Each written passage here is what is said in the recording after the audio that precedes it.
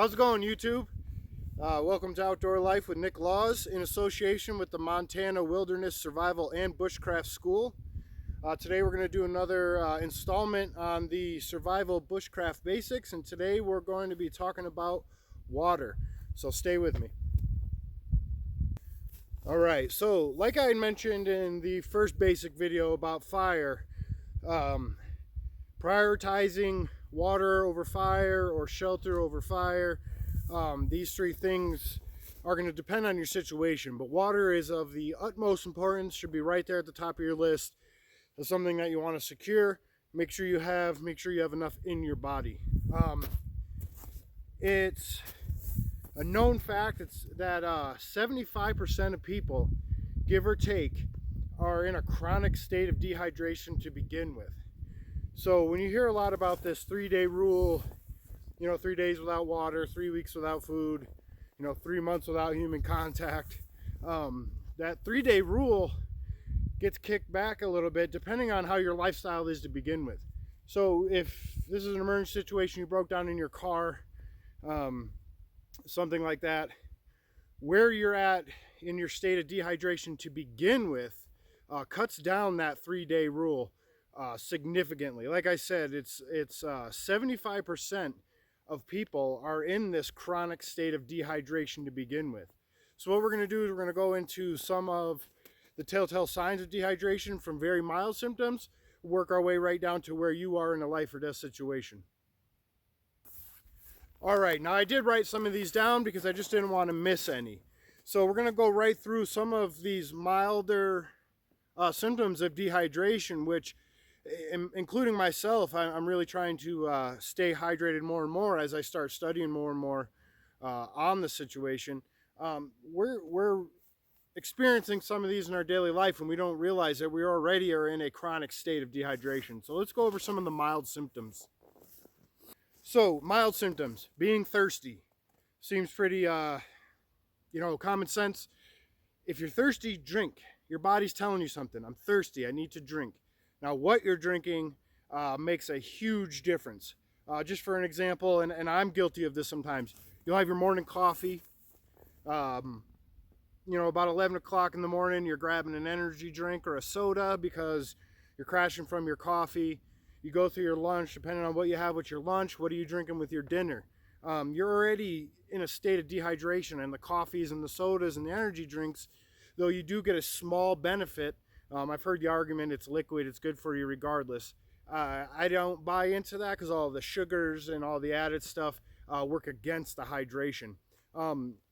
So if you're thirsty, drink and consider what you're drinking. So mild symptoms. We have thirst, dry mouth. Go again with the thirst. If you're dry mouth thirst, drink. Your body is telling you. Dark urine and constipation. If you're not drinking enough to be able to produce a nice clear urine, you're not drinking enough. As dehydration progresses, you're going to be starting with cramps. If you find yourself, you're being physical and you're cramping easily, your legs, your calf muscles, your arms, if you're cramping easily, that is a good sign that you're progressing down the line of dehydration. You're also working into headaches and irritability. There we go, we got it. So if you're becoming irritable, you got a headache, I'm cramping, I'm just dragging, drink water. Water is so important for your body. All right, as dehydration progresses, then you're going to start getting into the things that are going to cause you to be able to hurt yourself, especially in a survival situation, an emergency situation, or you're out in the backcountry, you're hiking, you're cutting wood, you're doing something physical. This does translate into your daily life, depending on what you do for work. Then you start to get into your brain fog. You're not thinking clearly. You're not producing, all these clear thoughts. You're just kind of going. If you ever feel that way at the end of your day, you're working toward the end of your day and you're just like, I'm in a fog. Start to drink water throughout the day and see if that makes a difference. But you start to get into your brain fog, your memory and your concentration begin to fall off. Now, if you're in a survival situation or you're traversing dangerous terrain, that can be life-threatening. You can injure yourself very easily. You're chopping wood with an axe. You're just not all there because you're dehydrated. Your chances of injuring yourself go up and up as you become more dehydrated. Now, as you get into like end stages, like now you are risking your life and limb with dehydration. You're going to notice an increased rate in your heartbeat. You're going to notice, if you get real far down the line, you're probably going to start hallucinating. If you're at that stage, you are in a lot of trouble. Hydration is very important. So if you start getting into that rapid heartbeat, the hallucinations, slurred words and speech, blurred vision, things like that, you are in a lot of trouble. You need to get some fluids in you right away, ASAP. That becomes your #1 priority. So now we've gone over some of the symptoms of dehydration and some of the states of being dehydrated. We're going to go ahead and we're going to get into like the who, what, when, where, and how of treating water, obtaining water, and all of that good stuff. All right, so let's talk about your terrain. If you're planning on spending the night, obviously pick a spot where you have access to water. That's going to be very important for you. If you're in a desert environment, that's going to multiply exponentially, your importance to try to find a source of water. I'm hoping sometime this summer to get out to the eastern part of the state, toward the Badlands, which is, a very arid, dry area, and we'll do some videos out there. One thing I want to point out about terrain also, like if you look here where I am, I've got snow, so I'm standing on a water source. It's okay to wet your whistle with some snow, but do not consume snow to hydrate. Melt it down to water. 2 reasons for that. You're lowering your core body temperature, and you are also burning calories as your body melts that snow as you process the snow. So you're in an environment like this, one of your goals is to stave off any hypothermic situations for yourself, and consuming that snow is progressing you toward that hypothermia by lowering your body temperature and consuming the calories to process the snow. So your terrain, again, like I said, there's lots of different terrains you could be in. I mean, look at the world we live in, the country that you live in particular, and look at what you have available for you for water sources. Here I have the snow. There's lots of little streams and springs available to me in this area. So when I set out personally, I usually do not carry water as a personal challenge to me, and because I know exactly the terrain that I'm in most of the time. I set out with the goal to find my water as I go. I wouldn't suggest that if you don't know where you are, or if you're not equipped for it, or if you're not comfortable with it. I'd make sure that you have water with you all the time. With that said, let's go into some of the different ways that you can make sure the water that you're drinking is safe. All right, the safety of the water that you're drinking. It's well-known fact that even in the most pristine springs and streams coming right off of the side of the mountain, that giardia can still be present in that. Also, you don't know if 100 yards up this beautiful stream that you're drinking from has a dead animal in it, animal feces, etc. So giardia is probably the one you're going to hear of the most. So there's a lot of different organisms that can be found in water that you think is absolutely clean. So purifying your water, making it safe to drink. I will always be purifying my water regardless. When it comes to the snow, 99% of the time, if you're melting snow down, the snow is going to be ready to drink right away. Most of the time I'm boiling it anyway because I'm making a tea or some food, but if I'm producing water to drink from snow, that is usually safe. If you don't feel safe about it, if your snow seems to be contaminated, depending on where you're getting it from, go ahead and boil it. There's another thing that I have mentioned in videos time and time again, is that water boils. We're going to go into boiling. Water boils at a different temperature according to your altitude. And I'm going to put a chart up for you guys right now that shows the temperature per altitude for boiling water.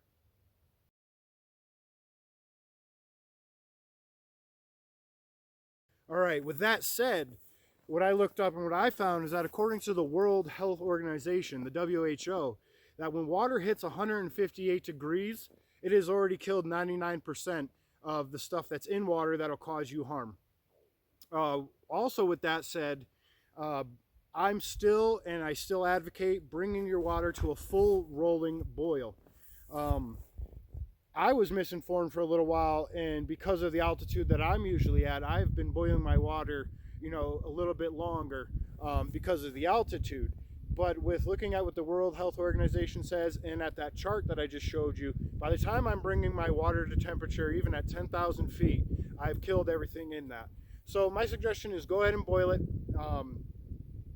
over boil it if you have to, if you're not safe, depending on your source. If you're getting it out of something very stagnant, it's got a lot of floaties in it and anything, go ahead and just really boil that water. But by the time you get your water boiling, 99% of the time you are safe to go, and you can go ahead and consume that water. Side note on that, if you are in those late stages of dehydration, drink whatever you have. Drink whatever water you can get your hands on. If you are in one of those late stages, you're moving, you're at the end of your rope, you're in that hallucination stage, and you find water, drink it. Anything that comes after that, you're going to find your rescue, you're going to find your way out. You can get treated for anything that you consume that's bad for your body afterwards. If it's a prolonged situation, you may end up having to deal with diarrhea, and that's going to make your dehydration situation worse. But if you are in end stages dehydration, consume the water regardless of purification. You're going to die from thirst, drink the water. But if you have the time and it's not that bad of an emergency, make sure you're purifying basically everything that you drink, and you're going to be okay with that. So we went over boiling. What I'm going to show you next is a couple of things that you can buy that I keep on hand, one or two of them, that can also help you with purifying your water without having to start a fire to boil the water. I personally boil my water a good 95% of the time. I'm going to boil my water for purification, but there are other ways to do it. All right, so there are some things, and there's many different products on the market now for filtering water on the trail, filtering water en masse. But I'm going to show you some of the things that I actually carry, and then a couple other items that are very inexpensive that you could keep on you for purifying your water. Now, if you've watched my channel previously, you may see this thing come out. I did a short little information at the end of a hike about this, but this is one thing that I have in my kit at all times. I'm not going to go too far into it because I am going to have a video that I'm going to go through my entire kit and show you what I'm carrying on me at all times. But one thing that I do like, and they're very inexpensive, under $20, is this Sawyer Mini filter. Comes with its own roll-up bag, and there's some other items that come with this, a backwashing system for it to keep it clean. We won't go too far into this, but this is a very inexpensive, lightweight thing that you can stick in your pack. You can fill the bag right out of the stream and consume your water immediately. It does have a pretty slow flow rate. You got to kind of squeeze that bag, but the water that you're consuming is clean. And one more thing about this, without getting too much into it, is that the threading on the Sawyer Mini is the same threading you're going to find on any water bottle, plastic soda bottle. So if you're in an emergency situation and you have this, somehow your bag has been compromised, your chances of finding some kind of plastic debris are pretty high no matter where you are in the world, unfortunately. So if you find a Coca-Cola bottle or a plastic water bottle, the threading on the Sawyer is exactly the same as that. So you can use that container and attach this Sawyer Mini right to the top of that. All right, another fairly well-known product is the Life Straw. Now, the Life Straw is basically exactly what it says it is. You can use this straw directly out of your water source. It's a very simple design. It's very inexpensive, under $20 also. And this was designed to be handed out en masse after natural disasters or during natural disasters. That was the original design and plan for this product, is that it was very inexpensive, foolproof, very easy to use, and it could be handed out in emergency situations en masse. These are very inexpensive. I think I paid $18 at Walmart for this one. The instructions are so simple. It's literally 2 pictures. Drink through it like a straw. It's going to purify your water. If it begins to get clogged, you can blow through it and clean your filter very simply just by blowing back through the other way. So this is a very lightweight companion for you in your backpack instead of the Sawyer, or with the Sawyer, depending on what you're doing. But if you're hiking and you have this in your pack or hung around your neck, it comes with a lanyard. You can stop at a creek and go ahead and consume straight from your water source, and this will filter your water for you. So this is a very inexpensive, simple way to keep yourself safe. Whew, hands are getting cold. It's got to be dipping down to around 15 degrees right now. I'm losing my sunlight. Anyway, let's continue. One more thing I wanted to point out. It's good to have in your kit, good to have in your car, is iodine tablets or purification tablets. What I have on me is some Coleman tablets.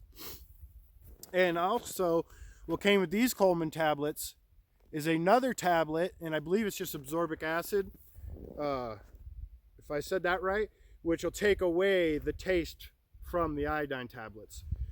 These products in general, read the instructions for yourself if you have any, if you plan on getting any to throw in a kit, throw in a car emergency bag, or in some kind of a go bag or anything that you have in your home, is that this takes time. When you add this to your water, there's very specific instructions of how many you need for how much water you have, and that you have to let it sit for 30 minutes. So make sure that you're accounting for that. This is not going to be the I am going to die from thirst, I have just found water, I need to drink now type of situation, because you have to wait an additional 30 minutes with the tablets to make sure that your water is safe.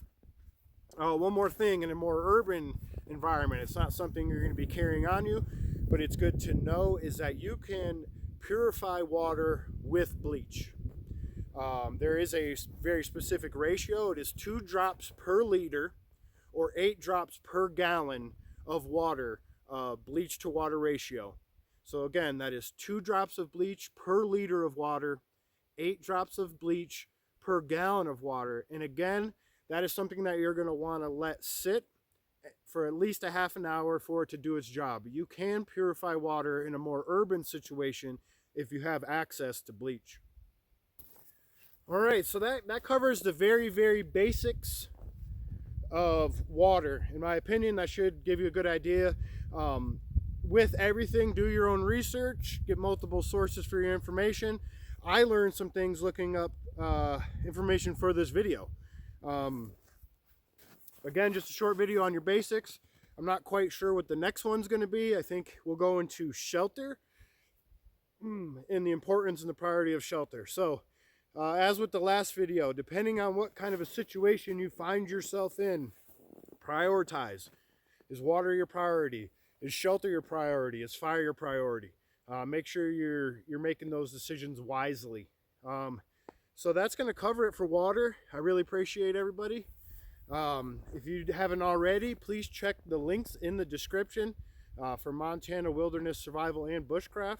And also, if you'd like to be a part and help support this progress and this project, there is a link for the Patreon in the description also. That's growing slowly, and it really helps me be able to do more for you guys. And speaking of which, that life straw that I showed you, actually I've never used it. I took it out of the package just for this video. That is going out to one of my patrons on Patreon. So if you join Patreon, there's giveaways there a lot more often than there'll be on the YouTube channel, and it helps me to do more for you. So that life straw, that's going out to Bryant Cunningham, and I believe I already told him something was on the way, but I tell him what, so he'll probably see this video before he gets the package, but that's going to be part of the package for one of my VIP patrons. So as always, thank you very much for your time. I really appreciate everybody's views. Again, please check the links in the description. Have a great day. God bless you all, and stay safe out there.